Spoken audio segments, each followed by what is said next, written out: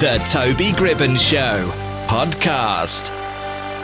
Thank you for downloading this episode of the Toby Gribben Show podcast. Don't forget you can listen to the full show live at shoutradio.org.uk and all of the clips right here on the podcast. Anyway, enjoy the interview.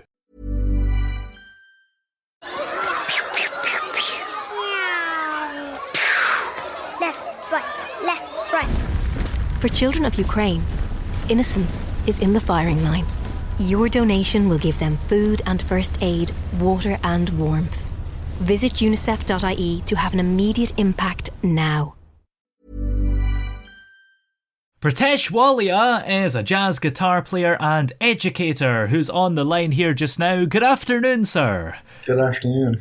How are you? I'm doing great. How are you? Good. Just, surviving in Boston cold. Oh, yeah.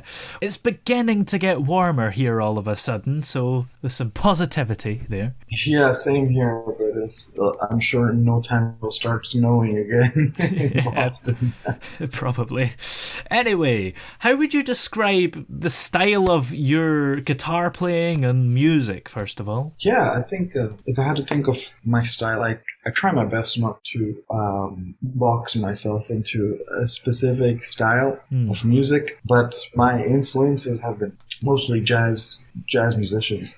But I'm also like super influenced by classical music and Brazilian music, so I would call myself a distracted jazz player as my style, because as much as I like the freedom aspect of playing jazz, I also like everything else that other genres have offered me, So yeah, do you think it's important to get inspiration from a variety of genres? I think so. As a player and as a composer, as a writer, I think it's important to not always keep your mind boxed in one genre of music. Even though any genre of music will offer you a lot of things to think about, a lot of things to put in your own music. Yeah. But every music comes from a different lineage of history and culture, which is very unique to itself. Yeah.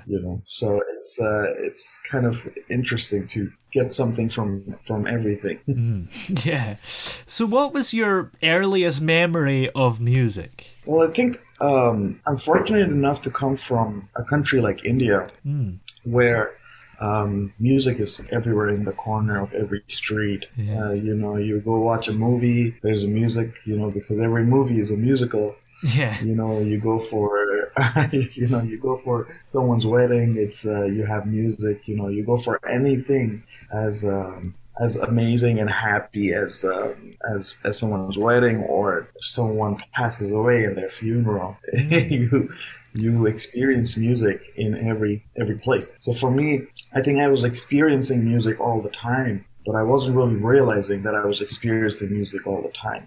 So if I had to put myself and ask myself when was the first time, I would say since the moment I could comprehend that there's music going on, which is early age, 6, 8. But I never really formed interest to understand what this is. Yeah. And I wouldn't really think of jazz as being a type of music that is traditionally listened to in India, but is it like that, or is it still a global genre that you still get over there? Well, you're completely right. Jazz is completely not a part of the music listening and music performance experience in India. Well, primarily because India is very, very rich in its culture. There's North Indian, South Indian music. There's the Bollywood and popular music, and then this is mostly what comprises of the music. And there's a small niche community of people, very small, that want to get into jazz and want to expand it, So yeah, you're completely right. Jazz is not something that's there. Even my parents till date don't really understand the music I like and I listen to. Yeah. So how did you actually end up playing jazz if you're from a country like India? Yeah, exactly. Well, that's the interesting question, because at very young age, when I was maybe 10 or 11, I remember being in an Indian, I was in an extracurricular aspect part of my schooling, and we would get like 30 minutes or an hour to try out. It used to be called music, art, or dance, MDA, and I knew I can't dance, and I used to take art lessons already. So I was doing that, and I was like, I have this fascination of music or playing an instrument. I need to see what this offers. And I would go into my music classes, but they were all classical Indian music classes, and with Indian classical instruments. So I was always like not really into it, because I would see these instruments and this music everywhere. So for me, the interest kind of like wasn't there in me, because I was seeing it so much. But I had this a guitar in the corner of the room that had 3 strings that I was like, wow, this seems like a cool instrument, and I could just pick up and strum and something would come out of it. But I think my interest to jazz, like first it started off with, what is this instrument, guitar? Let's try and play it. Let's try and understand what's happening, and then try and learn rock tunes, because Indian classical music was at such an abundance in India that I kind of wanted to get away from that. Not in a bad way. It's just, if you have something happening around you so much, either you want to stay in it and continue and enjoy it, or you want to find something that you've never heard or seen before. And my mind was more towards something that I haven't seen or heard.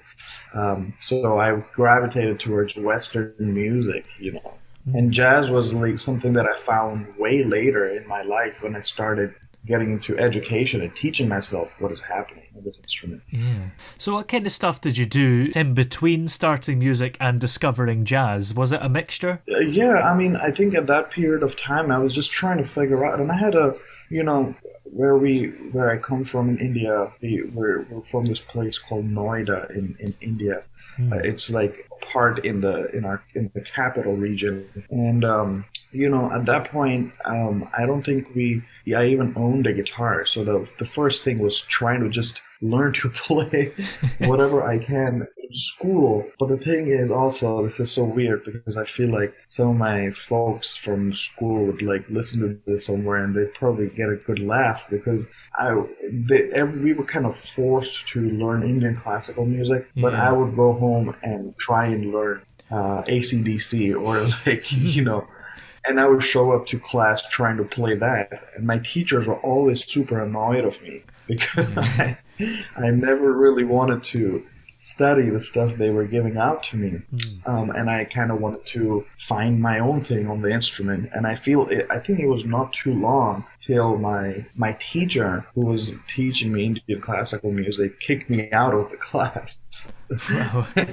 And said that, this is not happening. Well, because I understand, because there's a certain amount of respect and culture that goes with Indian classical music, and that has to be a part of you. But that was completely missing for me. My attitude was more about, I want to learn to play rock music or blues music, be cool like the rock band kids, I want to be that. So not too long ago, I was kicked out, which was a good and a bad thing. A bad thing because, well, I don't get to access the guitar that I was, because I didn't have a guitar at home.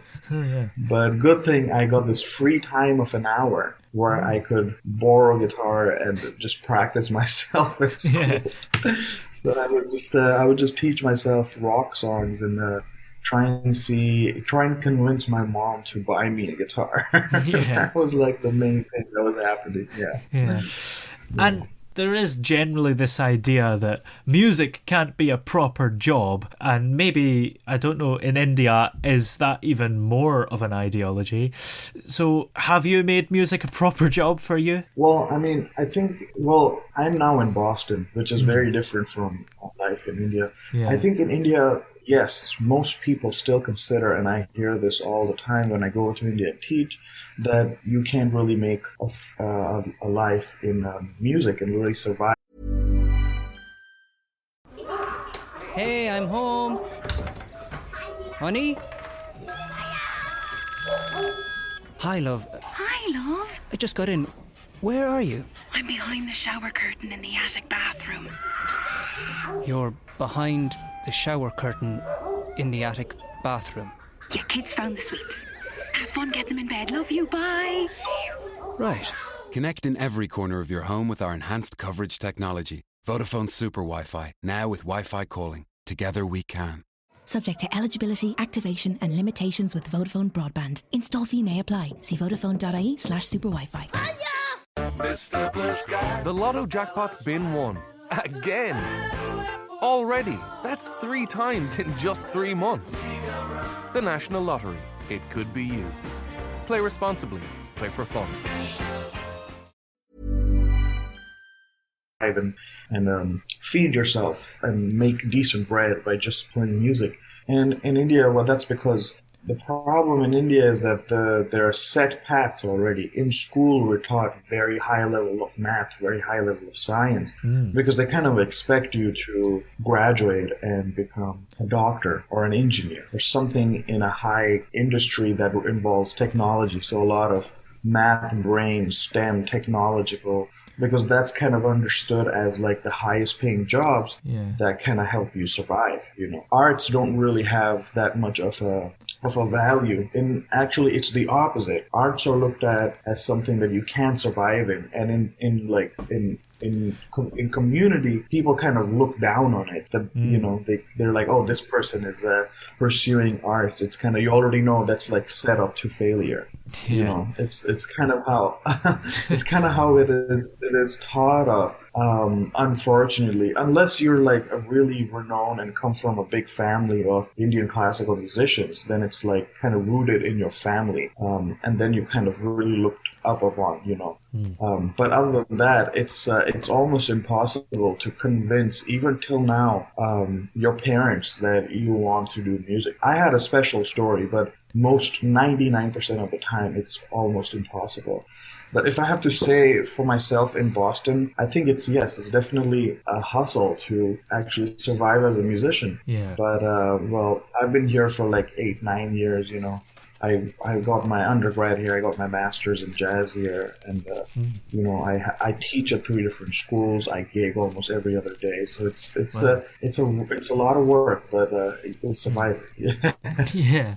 And gigging every other day, would that have been particularly tough to get by during COVID? Yeah, well, during COVID, I think it was a really big hit for all of us musicians, because our entire job is to not be in our house, be outside, be playing, be teaching. Yeah. But I think it also opened some doors for us, which we weren't fully aware of, which is the online industry of teaching and playing. You know, there were a lot of online gigs happening all the time, and people were still buying tickets as if they were at the show. You know, that was something.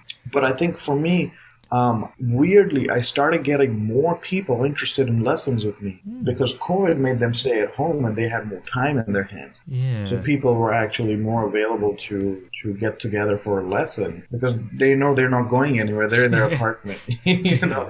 So all those hundreds of people that message me and they're like, "Hey man, I want to take a lesson. Just life is busy. I can't do it right now. I'll let you know as soon as that happens." All of those people got together and they all hit me up. So. Yeah. Which was a good thing, you know. Yeah.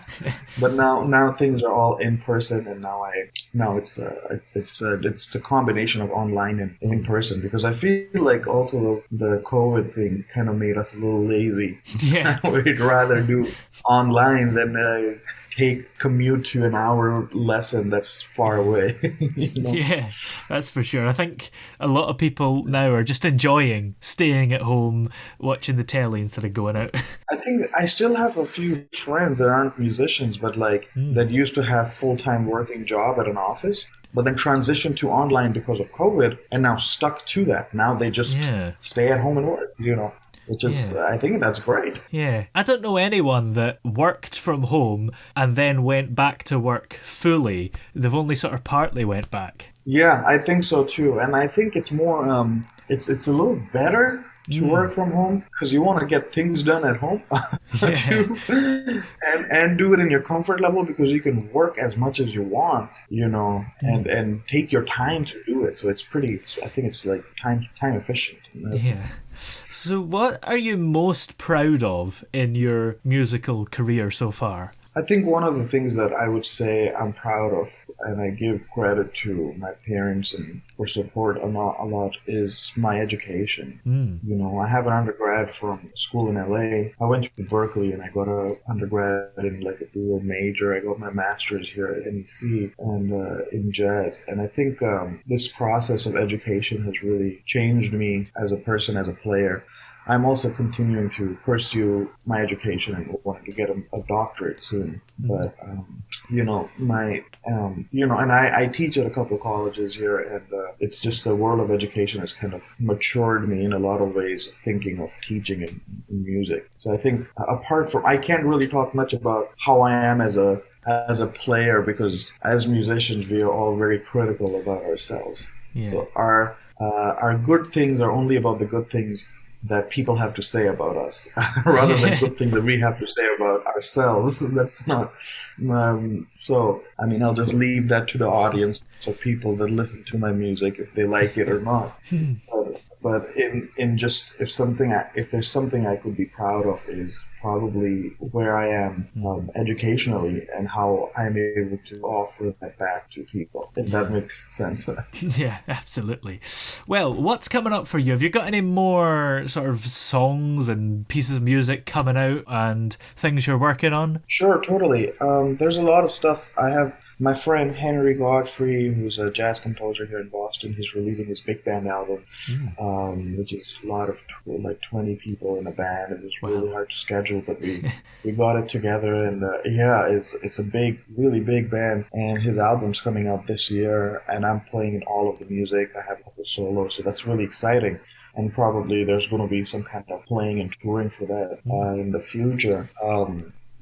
The other one is I just recorded my jazz trio, just called Pritesh Walia trio, and it's 8 songs that I just recorded in a studio, and with a really amazing bass player and a drummer, and the album's currently being mixed, and then it's going to get mastered, and I'm going to set a date to release it this year. I feel in a few months, in my opinion, as soon as things get done.